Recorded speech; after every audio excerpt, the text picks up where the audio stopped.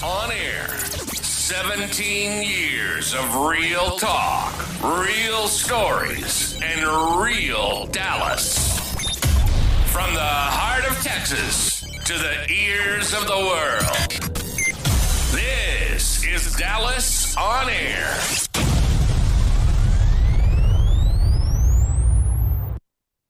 Hello, this is Adrian Carson. I'm your host. Welcome to today's episode of The Groove, a podcast about dance from every perspective, a transformational show that's just a vibe. Welcome to the couch. The Groove, sponsored by the flyest station in the nation, flyradio.com, your station for music lovers. Listen live 24 hours on flyradio.com. Download our app from the Google Play Store for talent or advertising opportunities.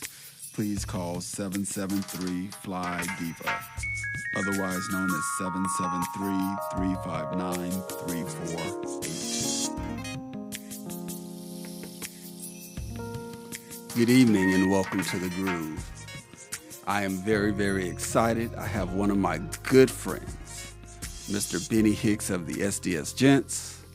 He's been gracious enough to meet with us this evening, and I am super, super excited. How are you doing this evening, Bennie? I'm doing great, Adrian. Thank you for the invite. I'm looking forward to discussing our organization with you this evening. We're going to have a lot of fun. Tell me, when did you start dancing? Ooh, let's see, probably around 2005, 2006. Okay. Yeah, back in the days where, where everybody was going over to... what is it? The up the stairs and all that. The lodge. Oh, the lodge. Yeah, off of Martin Luther King. Yeah, and then across the street, we had the we go to the chit chat.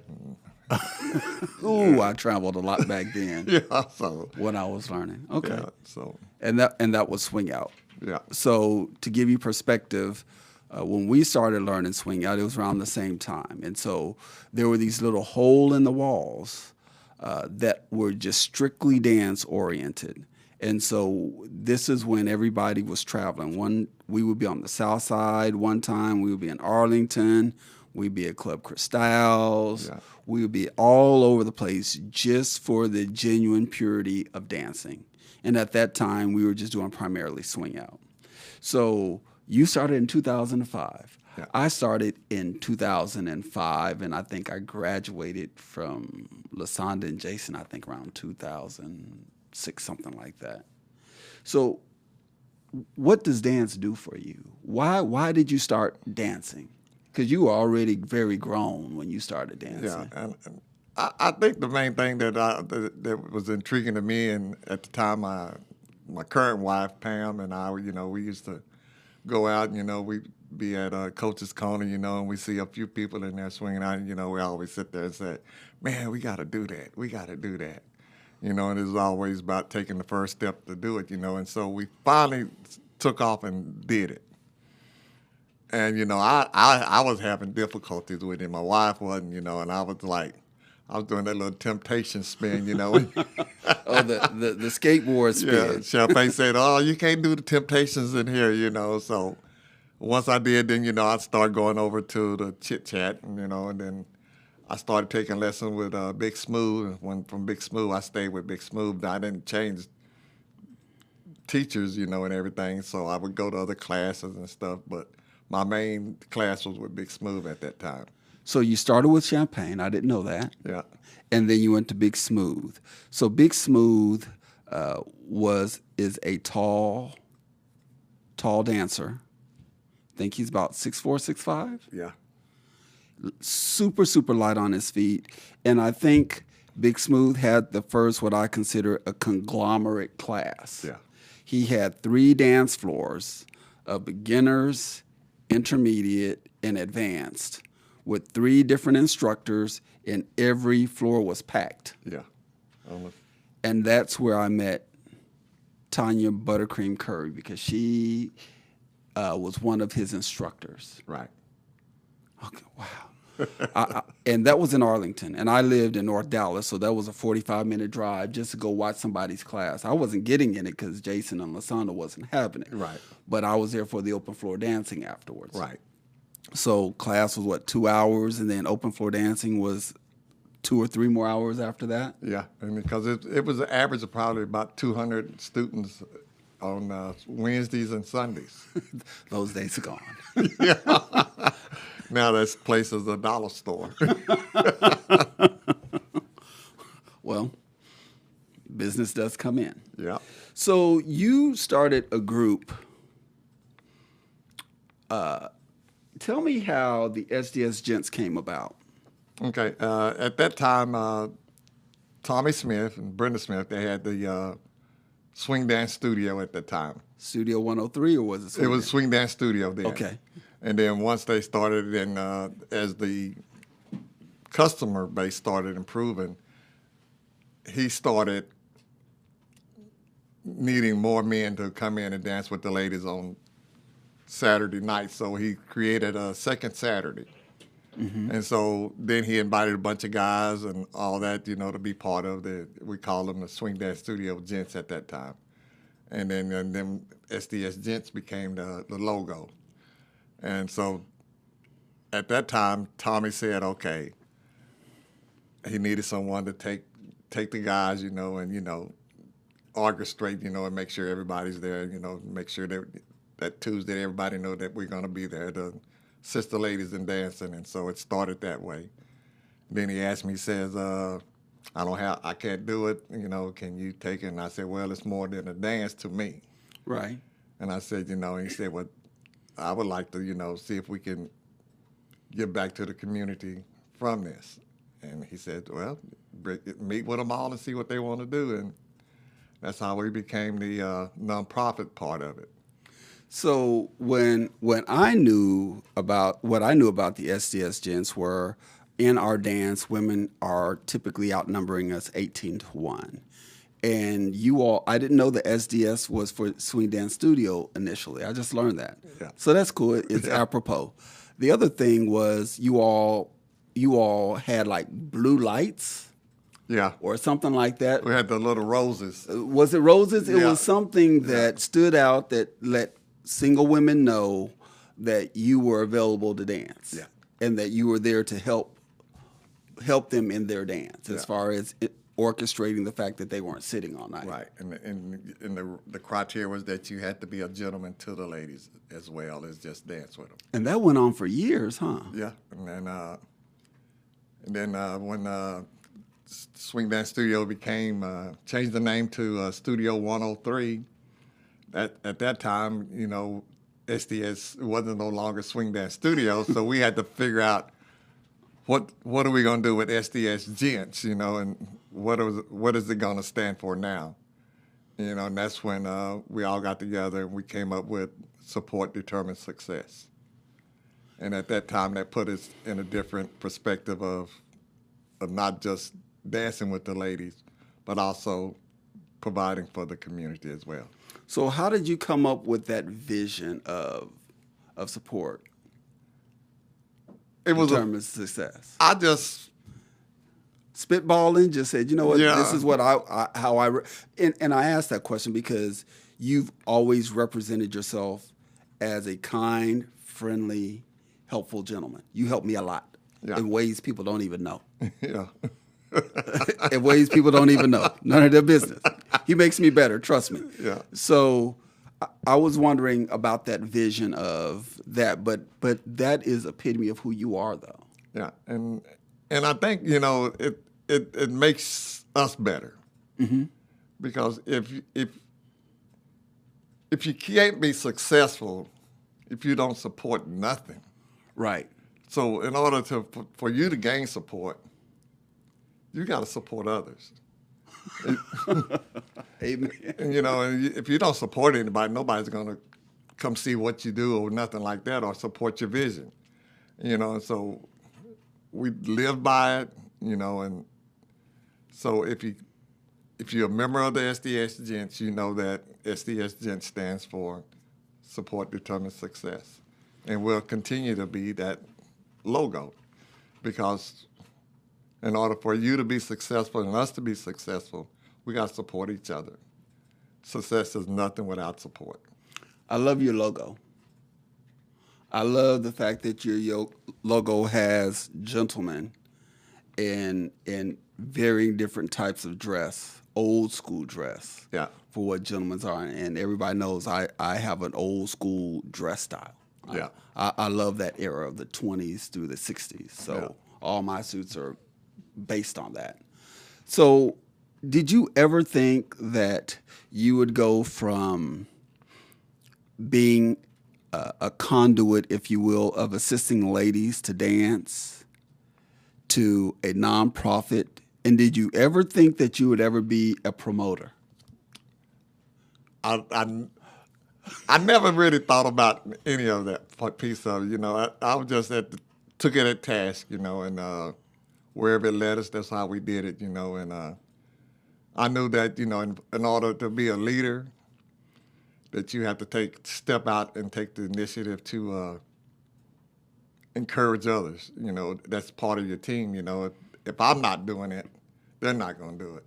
Right. And so I always make sure that I didn't want them to do nothing that I wouldn't do. Right.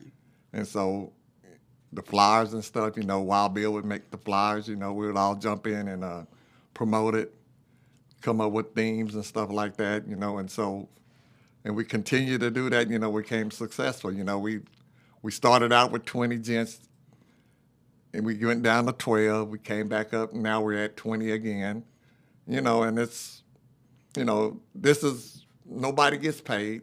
It's all volunteer, you know. So these guys, you know, we got 8 guys that have continually been there with us from the start.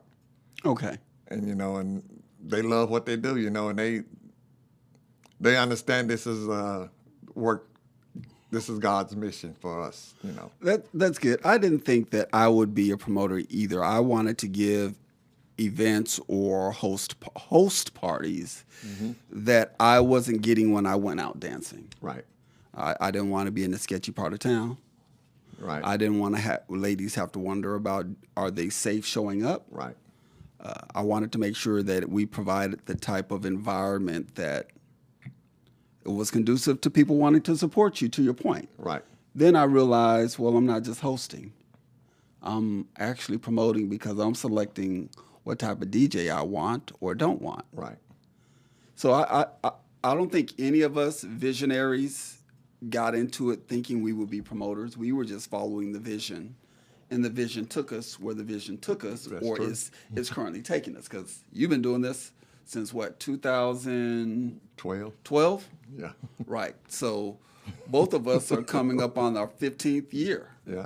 And this is my 15th year teaching dance, and this is your 15th year doing events, and you were doing events probably well before I was. Well, I think I was probably started teaching around that same time. Yeah. That's awesome. Awesome. So you mentioned the gents. You went from 20 to 12 to 20. What's the criteria or process for gent candidate consideration? Is the application like a job? I want to be a gent. Well, basically, you know, they basically, you know, Are they begging to be a gent? they ask the question, you know, about the gents, you know, and so they'll meet with the officers. So is the question, what must I do to be considered to be a gent? Yeah, so they come Okay. through the officers, you know, and they give us the spiel, you know, of why you want to be a gent and all that, you know, and so we make a decision. Okay, we'll take you in front of the committee. Okay. The So rough there- guy, the there- dogs, stick the dogs on them. There's a whole interviewing process. Right. Just like a whole corporate job, there's an interview process. You share your interests. Yeah. You go through a screening process. Yeah. Then what my mom would say, you get smoked over. Yeah. And then if you pass that smoke, Then we vote. you go to the committee. You go to the committee. And then the committee does what? They make a decision and say, okay, then we say, do you want this guy to be a gent or not? And the vote is taking place then. During this, is there feedback about why they would be good candidates and not be as good? Well, generally, you know, I generally know particularly everybody that comes in there. You know, I've asked a few guys, you know, about becoming a gent, you know, because I knew their Character, how they carry themselves. their heart, you know, and I says, okay, how you do and all that. I've already done my due diligence on them. They just don't know it. Right, because we're always watching. Yeah, you know, so most of the guys don't even know the guys that comes into the organization, but I do. And I knew a little bit about them, you know, so they ask the rough questions, you know. I pretty much let them do it, you know, because I've already talked to them. You know, and I tell them, I say, okay, I'll bring you in, you know, and come to the meeting and we'll let the dogs out. Is there an initiation process? No, there's not Okay. one. You know, the only thing that we do is that we do pay dues. Okay. You know, because people don't realize that we are a business, a nonprofit business, you know, and those dues help pay, you know, we do have bills that we pay. Right. You know, and then, you know, we just don't take the money and put it in our pockets, you know. No money has ever touched a gent's pocket from any event or any dues collected. Everything is allocated for. And then the unique thing about it is, you know, if we run short on funds and stuff like that, we got some unique guys in the organization that are just willing to chip in and say, okay, let's do this. You know, you be like, right, okay, I guess we can do it, you know. And you be like, you know, these guys got a lot of heart, you know. So that tells me about them, you know. It says, you know, it's not so much about the dance, is that they actually care about our customers. Right. When they walk in the door, you know, I can say, well, I guess we won't have a buffet. That don't fly. That's your fault. It's your fault, Bennie Hicks. But wait. No. I'm going to cut you off. So just so you all know, I was doing events. And my events got a little light in the seat. Economy was changing and people were squeezing the dollar, saying make it holler and all that other kind of stuff. And I got the feedback I wasn't offering enough. And it's your fault.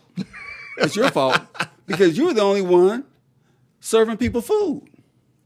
Free food. Yeah. And I talked to you about it. Yeah. I was like, hey, wait a minute. How do you come up with your food costs? How do you do all these things? Listen, this is out of our bucket of what we accrue, and this is what we do. And so it's your fault, and I want everybody to know it's Benny's fault that I can't afford to buy food like they do, so I have to cook it. And thank God I'm a chef and I can cook, but it would, you know, full circle. It's your fault I have to serve food now. It's your fault I have to get in the kitchen and season my food and marinate it and sell it. But your business has improved. Yeah, listen, everybody wants to eat. Yes. Everybody wants to snack. Yeah. So I was talking to Tree Lachey, and she goes, I told her about our conversation, and she goes, well, you do need to offer food with what you charge. And the business in me said, but wait a minute, this isn't a lot of money. Yeah. $20 is not a lot of money for 4 hours of entertainment. Right. She goes, it doesn't matter. Like Benny said, you got to give the people what they want. Yeah. And then I thought about it from a business perspective, and I said, wait a minute. People are consuming alcohol, although I don't drink, but people are consuming alcohol. Yeah. And it does make sense from a liability perspective to give them something on their stomach. Right. So they can't hold you liable whether it's BYOB or not. Right. So I appreciate that now. Yeah. Everyone else appreciates that now, but if you didn't know, Benny's the one that started that trend of serving food in Texas at events at no cost, just for the support of giving back. So I love that. So you started talking about the events. You have a lot of events that you come up. How do you go about, and we'll get into those flyers in a little bit, but how do you and the team decide on what you want to do? I know you have signature events. We all have signature events. Right. Do you pretty much try to stay in the same pattern of those signature events? I know you deviate sometimes and do other stuff. Yeah. Majority of our events are basically have a purpose. Mm-hmm. You know, life without purpose has no meaning at all. So if you don't do anything that has a purpose, then you're just wasting your time. Right. So it's like all our events, is either raising funds for a future outreach, or for a scholarship, for a toy drive, or for to help kids school. We've started back in 2012. We came from box fans to scholarships. And that's progress. And we would like to continue to improve on the scholarship end of it. It means that since the schools are changing the way they're doing things, then maybe we'll start leaning towards adding more towards the scholarships that we're giving. We're getting ready to do a scholarship award for this year's winners. And so when we have our main event in January, well, that's really to kick off our fundraisers for the year. And so we've been, thank God that he's been behind us, that we've been successful the whole 12 years. And I don't miss one. Yeah. I know Benny say, Adrian, don't worry about it. I'm saving your seat. I know you always late. You always late because you busy. So every year I go to this event, and it's an after 5 event, and it's worth the cost of admission. It gives us an opportunity to dress up. Yeah. It gives us an opportunity to put on our best, and it gives us an opportunity to be at an event where you're giving back to the community. Now, in your scholarships, you have certain type of criteria, right? Yes. What's that criteria that you have for some of the scholarships you offer? Okay. We have a scholarship committee, which is teachers from Dallas, Fort Worth, Plano, and in the whole DFW area. And the scholarships are for all the students that's in the Metroplex. So the criteria is that you have to be accepted to a college.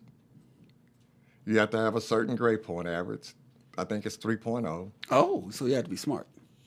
Well, we would like for that, Yeah. And you have to have references from your teachers at the school. Okay.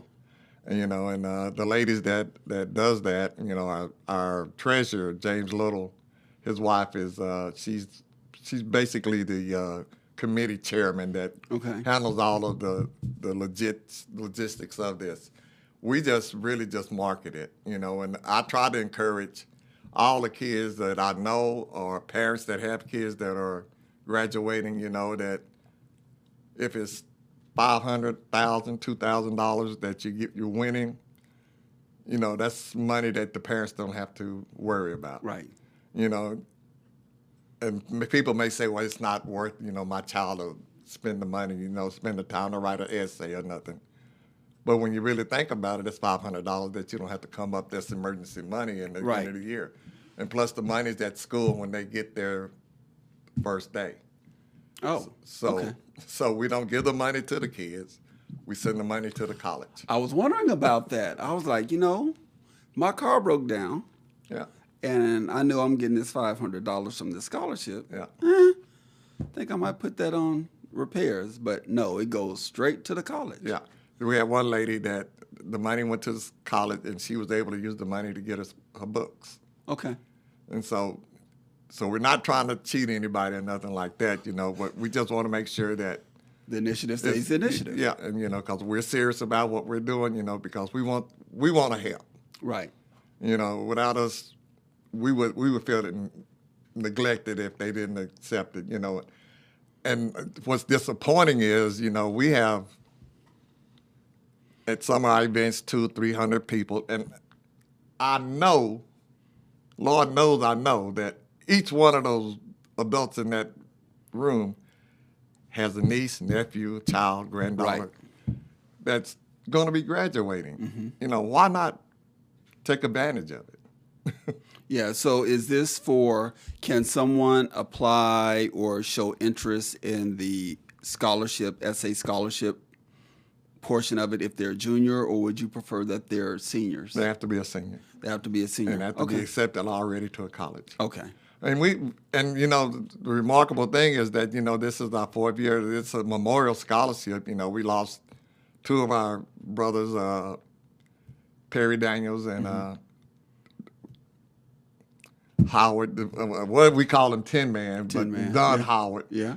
Hayward, you know, and it was the Perry Daniels Scholarship. And so when we lost Don Hayward, we ended up changing the name and making it a memorial scholarship, you know, because it's not fair to have one and not the other. Right. And so, you know, we all going down that path, so you might as well have something that we all can look at, you know, that's in their name as well. Amen. I think that is, I'm of the opinion that we're helping each other and leveling each other up to encourage the kids in our dance community to go college or attend college or some type of trade or avocation towards higher education and learning. Right. And that has nothing to do with dance. Nothing. Outside of you, an organization that was derived from dance. Right. And the beauty of what you're giving back to the community is priceless. It is. It's something that keeps on giving, because I think I'm of the opinion, and from our friendship and our conversations, is that as you're doing this, you're showing our youth how to be unselfish and aware of helping someone else because you've received some help. Right. And so I think, you know, subconsciously or not, that will always stick with them in moments where there is despair of should they consider lending a hand to someone. Right. So I think that's huge, because my father used to say, if you make the difference in one person's life, you've changed a generation of people. Yeah. And, you know, and I can see the change in the dance community. Mm-hmm. Before, when I first started, you know, before we even started doing any of these type of fundraiser or anything like that, we never saw, you know, where we were giving back and anybody giving back or anything like that. So when we started the giving back piece, you start seeing more and more people starting to get involved. We've had, you know, like the Perfect Gentleman, you know, like when we do our scholarships, or we give back to the dance community with the picnic and stuff. Mm-hmm. You know, they would donate funds to put this on and donate their time to feed and whatever, you know, buy food. You know, so that changes. Then we had the EMB that come along, and they're doing the mentorship of the young men. Mm-hmm. And so that tells me that SDS Gents started something in the dance community in DFW that we don't see in any other connection in the United States. You're exactly right. So what we started here in Dallas, Texas, is going to change the dance world. It's already changed the dance world. I think right after you started that, there was a different person that said, hey, we need to make sure we start doing something back to the community. And so we have our initiatives that we've been with CASA. This is going on our 11th year. Court-appointed special advocates, foster kids that are from disenfranchised families that we do their back to school. Yeah. We borrowed from you. I asked you about that. Yeah. So we do their back to school initiatives. We do their hair care product initiatives for hair care, lotions, and things of that nature. We started out doing that from us people that were traveling, collecting all of the little hotel soaps and shampoos and all that. We started that way, and we started feeding the homeless and giving them that with sandwiches. All of that was derived from what we gleaned from you. My interaction with you in the years of how you do community service. So now we do the homeless initiative, we do the CASA initiative, court-appointed special advocates. We have something coming up with them June 13th where we do the parade of playhouses at North Park Center. So you initiated, your vision has touched us all by giving back. But there is no other state that has social dancing that has this level of involvement and engagement in giving back to the community. Yeah. And people don't know that all started with you, and they're learning tonight that it started with you and your vision. And so you know how appreciative and thankful I am because I'm talking to you often. Hey, what do you think? What do you think? What do you think? Oh, this is how you do this. So I want everybody to know when things originate, it's because we as men are entrusting in other men to level them up, give them information like Bennie continues to give me, as well as taking it and helping someone else. Yeah. And so I want to make sure I give you your flowers because people don't know that, but they do now. Thank you.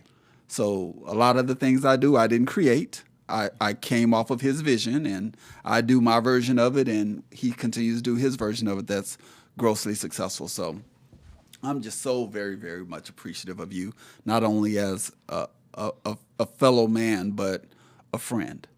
Yeah. So I think that's important to note. So how do you balance your career and dance? My career is dancing now. Okay. Not so much dancing. My real career, is people. Mm-hmm. It's not so much people, family, and making sure that we all can have a good time. And a good time means that when you see each other, you can embrace each other. Right. Regardless if you're at the grocery store, on the dance floor, or even just walking by each other, you know. And so I carry that with me when I'm at work and all that. So my career is really just engaging myself with other people and finding out about, I hear everybody's stories. I learn about everybody, and, when I was at my previous job before I retired, they would always say, send Bennie, he can get it done. And all it was just a conversation. So I'm finding out I'm a mini Bennie. Yeah. I'm a mini Bennie. Yeah. Because that's the role I've always had. But I've never put it in that context before. Yeah. So dancing was just something I just loved. And we watched the movies and stuff with the people dancing and stuff like that. You Soul Train for one, but we never seen the collaboration of a man and a woman that could put something together so unique that you'll never dance that way again with another woman ever again. Ever. You can never repeat that. Right. But when she walks off the floor with the smile, and you walk off the floor with your smile, you're wondering, can you do it again? And you try to repeat it, and you can't. I think I know that is the brilliance of dance, is having a moment, being in the pocket with that person where no one else exists, and then once that moment is over, then you're trying to build on that moment by creating new moments and trying to leave such a memory or an indelible impression that there was like a good dance. I know a long time ago, before I moved to New York, I was visiting my mother in San Antonio, and there was a great friend that I just got back from Fashion Week. We had both just got back from Fashion Week, and we went and hung out that night at a club called Illusions in San Antonio. This was Graham Central Station, and beautiful woman. And I danced with her. What I didn't realize was her last dance. And on her way home, she lost her life in a wreck. And from that moment, I said, you know what? Every dance that I have with every woman moving forward, if that's the last dance that she has, I want it to be memorable when she goes see Father God. Yeah. And I take that approach. I don't care what level they are. We meet them where they are and make them feel as great as we can about embracing in that moment. Yeah. So true. You made me remember that story. So you have some events coming up. Yes. And so we're going to show some of the events so you can talk about them and get us all engaged in how we need to go about supporting you. Okay. So I think you have an event in July. There we go. Okay, Tell July us the about 12th, we're having our Shades of Blue. Basically, it's the night that we award the 6 scholarship winners for their essay contest. And, we're going to present them with their certificate and explain to them. And we really just want the public that attends the meeting, the event, to know who they are, see who they are, and all that. We've had some awesome winners. I mean, we had a few ladies that we've had that were like juniors when they got to college. Okay. And I was like, wow. One lady, she's in the University of Arizona, and she's way out there. And then, we have some others that, we thought that maybe that, we just keep it to HBCUs, but that's unfair because everybody has a dream that, where they can excel at other schools other than a HBCU, which I love HBCUs. Right. And I'm not encouraging people not to go there. Right. But, that's school's choice that they have. We want to support them and not discourage them.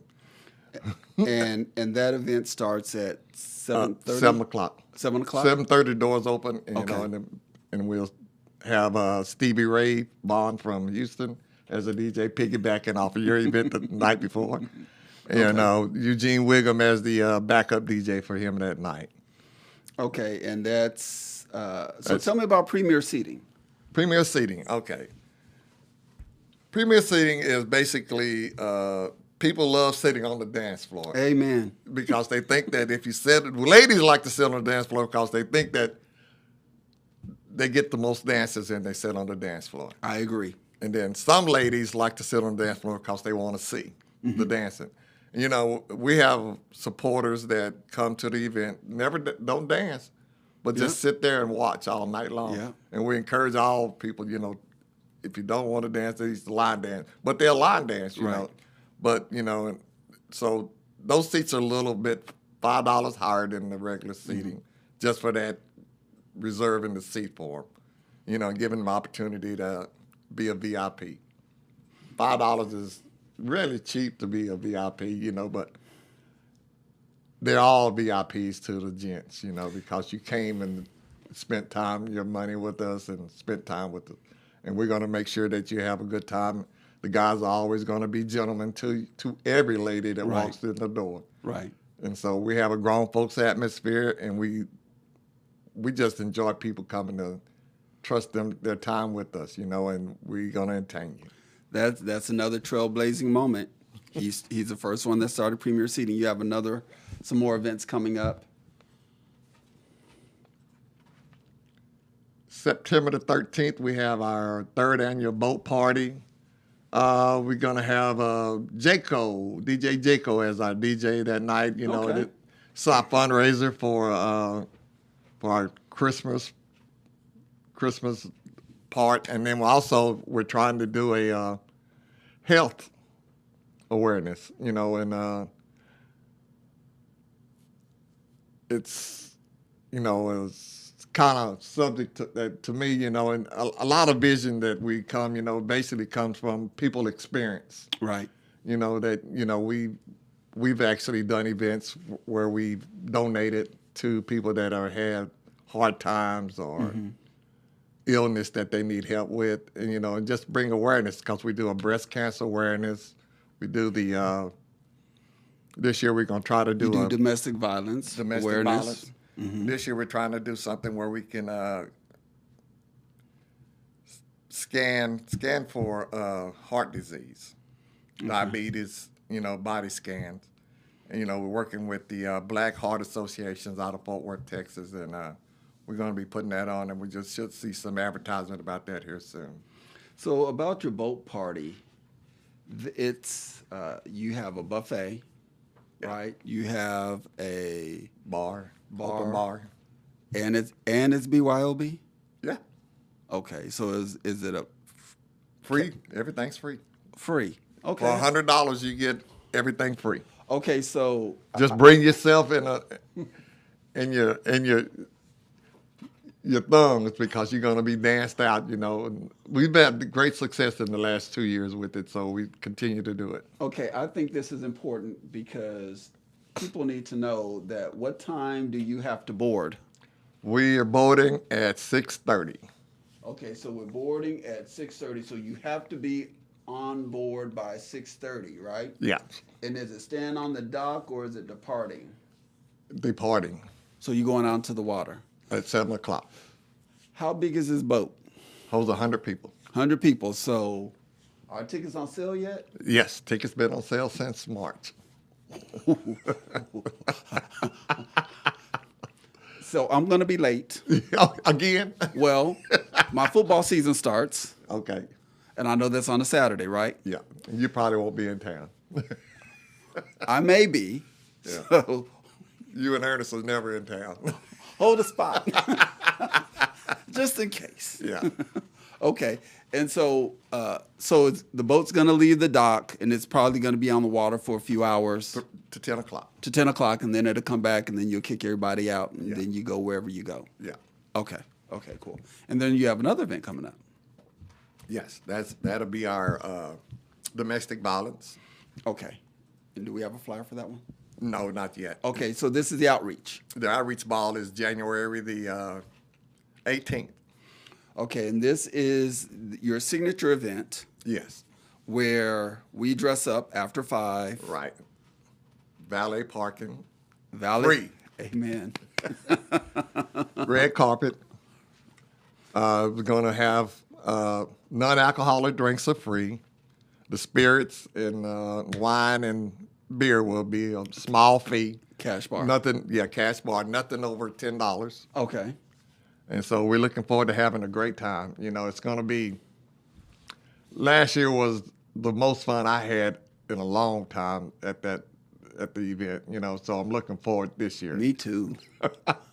It was just right. The weather was perfect, you know, and it was a night for dancing.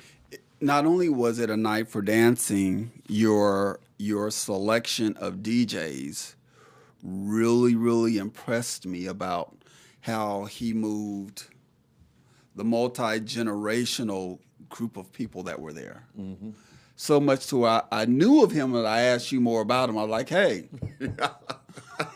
Where'd you get him from? Where'd you get him from? I've heard him play a long time ago. And so you said, well, go talk to him. And so I did, and he's DJing for me now. Yeah. He's actually going to be DJing for me on my birthday month. Yeah. And August, and my graduation. Yeah. So I think that Stevie Ray does a good job. Yeah. And we have one more event that's going to be unique this year is November the 29th. It's going to be our toy drive, and it's going to be a Harlem Night theme. Oh. And Men in Black. So get ready. Yeah, I want to know more about that already.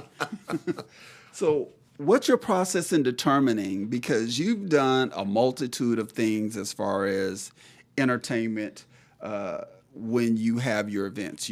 How do you go about selecting your DJs?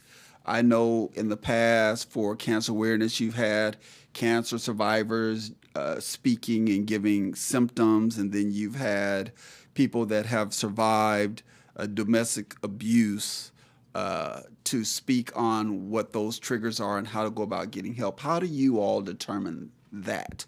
Who you choose? Is it where you put out the flyer and someone says, hey, I would like to be a part of that, or how does that work? Okay. Generally, for like the cancer awareness and domestic violence event, is that we have those in the dance community that are impacted. Right. And, you know, and I reach out to them. Okay. And I ask them, you know, personally, you know, I said, and then they said, yeah, I would love to speak. And then for my domestic violence, you know, I reached out to a lady, and every year she finds me speakers. Okay. And I'm like, you have another one for me? And she says, yeah, I got another one for you. And, you know, and I'm I feel bad because I can't say her name right now because That's okay. I'm having a time, but That's okay. She knows knows who she is. Absolutely, that part. Blame it on my mind and not my heart. But she's been a blessing for me in that arena. You know, and then Cheryl Kidd has always been one of the ladies that's our decorator, and she's always been our overseer to make sure that we do things right. Yeah, you stole Cheryl from me, but that's okay. She has greater purpose with you than she does with Groove Theory Dallas. And so she's like the she's a matriarch of that. yeah. She is a talented woman. She is. She really is. You know, and so we you know, and I've been so blessed to have her, and then the guys. It's unreal. You know, and we're a team that I don't think you can break us apart. Right. We have our differences. Don't get me wrong now, you know, men have more differences than women, you know, I think. True. And, you know, and so when we come together for, you know, putting the DJs and stuff together, you know, we bring the names up. They say what they got to say, you know, and then we'll vote on it. Do you sometimes veto? Yeah. Okay. Yeah. That's not a conversation for my team. Yeah. I think the thing that my team that I do, because you know I want to show up and dance, but you all and other promoters, James Johnson, you, Tommy and Devin with Texas Boys, you all started doing themes. How did you all come up with your themes? Because I'm strictly a copycat. Yeah. You started doing themes, and everyone's like, well, why aren't we doing themes? I'm like, well, we like dressing up and doing themes. Yeah. And so I started way late doing themes. So I'm at, I think, number 5 as far as any series of theme I have. Right. I've only been doing it for 5 years. Yeah. But you've been doing it twice as long as me. So how do you all come up with themes? I know the answer to one. Boots on the ground, because that's the hottest line dance right now. So that makes sense. I haven't done that. Yeah. You know, I don't have I don't have any boots. I'm bow-legged, but no boots. Yeah. They got something that you can paint on. Right. So how do you all come up with the themes? Everybody got input, you know, and we generally, like, every year we keep almost the same themes every year because they're popular. Right. You know, we're not doing an all-white party this year because I think there's so many all-white parties, but there's a limited amount of blue parties. So shades of blue that you can wear white, blue, black and blue, whatever. You know, so it's a combination of however you want to do with the blues. But in white, it's all white. You know, and everybody's got all white. Listen. Every week. In July, starting next month, it's going to be every weekend. I only have one white suit that I have made, and I refuse to have another white suit made. Mm-hmm. And I only want to wear that white suit once a year. So I typically miss the white parties. Like last year was the first time I ever had a white party, which was my birthday month. Yeah. Because it was typically all black. Yeah. And someone's like, man, switch it up. You know, switch it up. You're Leo like me. Right. We are Leos. So I said, okay, I'll do a white party. And everybody was like, well, about time. So guess what I'm doing this year? White party. One white suit. That's it. I'm not going to any other white parties. I'm not going. Yeah. Unless it's casual. And I don't do too much casual, but I don't do white parties because I only have one white suit, and I don't. You don't have to wear a suit every time. When have you not seen me in a suit? That's why I say you don't have to wear Never. a suit every time. and you know, that was one of the things, you know, everybody thinks that, you know, intimidated. They think that if you're a gent that you wear a suit everywhere you go. And you don't, you know. We just have some guys that are fashionable. Right. And we feel comfortable wearing suits. Mm-hmm. when we step into a building somewhere, because you know the idea of, you know, it's just like you wear your suits, you know, it's not to impress you, but let everybody know that this is me. This is who we are. That's how I like to dress. Right. You know, I like to wear shirts and slacks, you know, and I like to wear suits as well. We have some guys in our group that Stan will wear a suit as soon as he walk out the door. He's going to wear a suit no matter where he goes.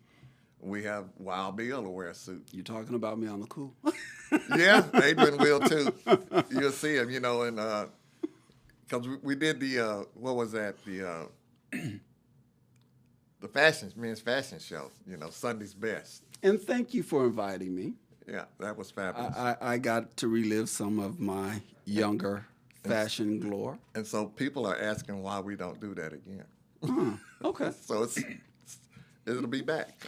People always ask me, I saw you do the coat flip. Yeah. I was like, yeah, that's one of the things in the modeling role I've always been famous for. How did I take off my jacket and put it on? That was a signature. So that was a Carson signature. So you said something that we're going to lean into. You said the way they step out. Let's talk about these SDS gents stepping out when you have an event. Let's talk about these theme songs.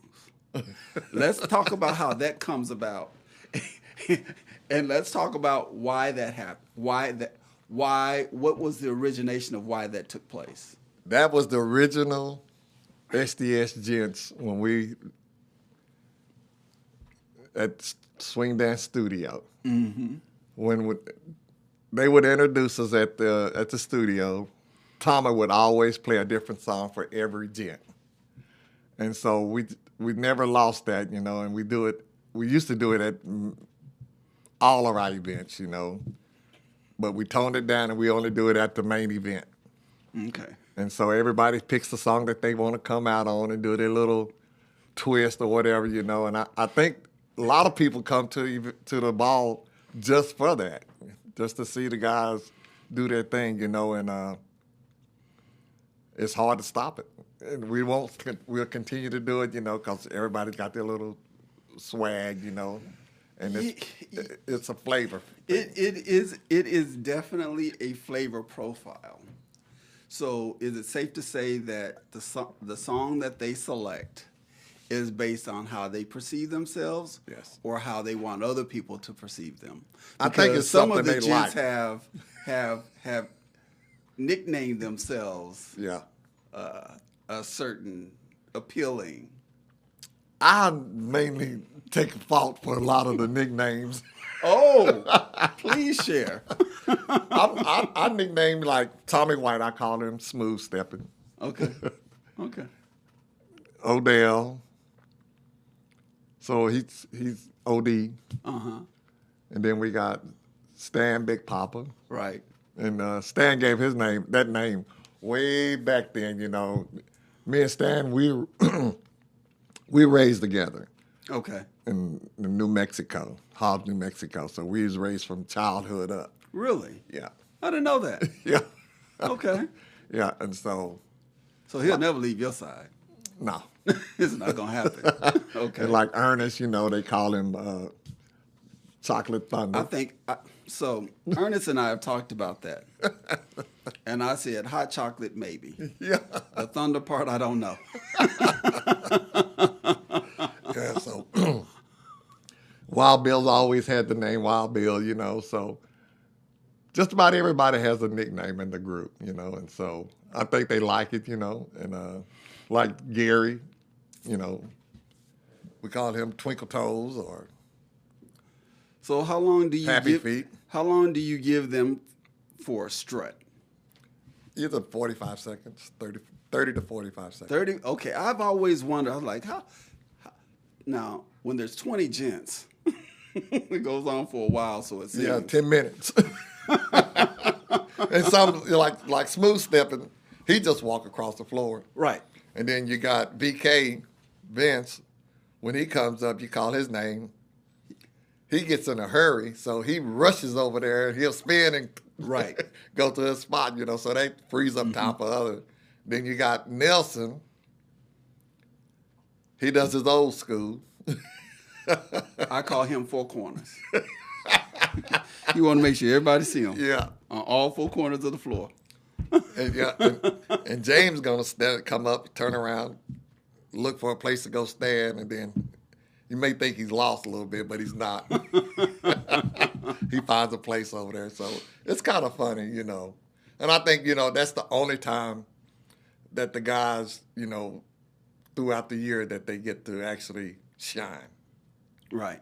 Because the rest of the time, you know, when we're putting on these events, these gentlemen are there to set up. They're working.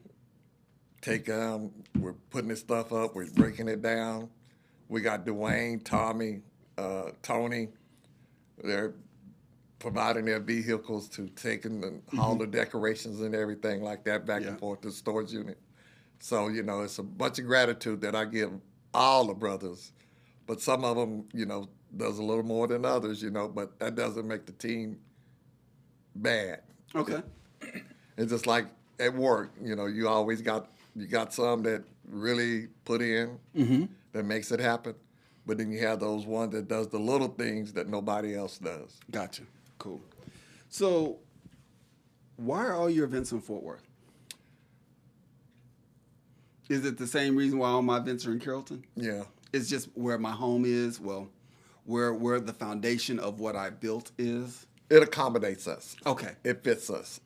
Okay, that makes sense. It's worth the drive, for sure. Yeah, you know, and we figured, you know, if we're not going to have you in a crowded building. Right. You got plenty of room. You're going to have a place to sit, and we're going to light the room up for you. And it's always synonymous with your brand. Yeah. So, well, Bennie, you're a godsend to me. You know that I tell you I appreciate you. Groove Theory Dallas has some things coming up. We have in June, we have our Juneteenth event, and Fly Diva from Chicago will be here, which is also our sponsor of FlyRadio.com. We will have DJ Bubba Ye that will be here. So get your seats reserved because they're going fast. Also, currently, our graduation that you'll see up, we are almost sold out. We have 3 open tables left and a few students still waiting to fill their tables up, but some students are on their second table, and they were only assigned 1. So if you're procrastinating about getting your money in, you will not have a seat. I'm going to be late. Bennie's pulling an Adrian. Also, this is an event that is a night of performances. It's an event that's predicated on dressing up and stepping out. It's an after 5 event. We have a 3-course meal. It's 100% catered at 100% full serve. We're going to have a huge dance floor, 33 by 33, so it's going to be open floor dancing all night long. Ooh. We're going to have a popcorn bar, which I've become famous for, where you can self-serve about up to 8 to 10 different flavors of popcorn just for you to eat right there or take when you leave. But I assure you, every year, we haven't done this in 6 years, but every year we sell out, and every year we have to turn people away at the door because we've told them that we're sold out, but they think there's space. Yeah. So I'm imploring you that if you have not got this golden ticket, and this is not just a graduation, that is part of it, but it's a night of performance and celebrating dance in multiple genres, you will be doing yourself a favor. And everyone every year says, I should have got a ticket. I've been following up with people to get tickets, and they say, well, I'll get one. 2 tables later, those tables are closed. Yeah. So get your tickets. I want to thank my brother, Bennie Hicks, the president of SDS Gents, for graciously coming out and hanging out with us on the couch. Yes. I love you. I appreciate you. I thank you for leveling me up and leading me in things that I'm not familiar with, like the technology and things of that nature, and working with my team to do that. So thank you for joining us on The Groove. We look forward to seeing you next week, where we will have a special guest that I'm not going to disclose at this time. But until we see you next time, stay blessed, love on each other, and be gracious and kind. God bless.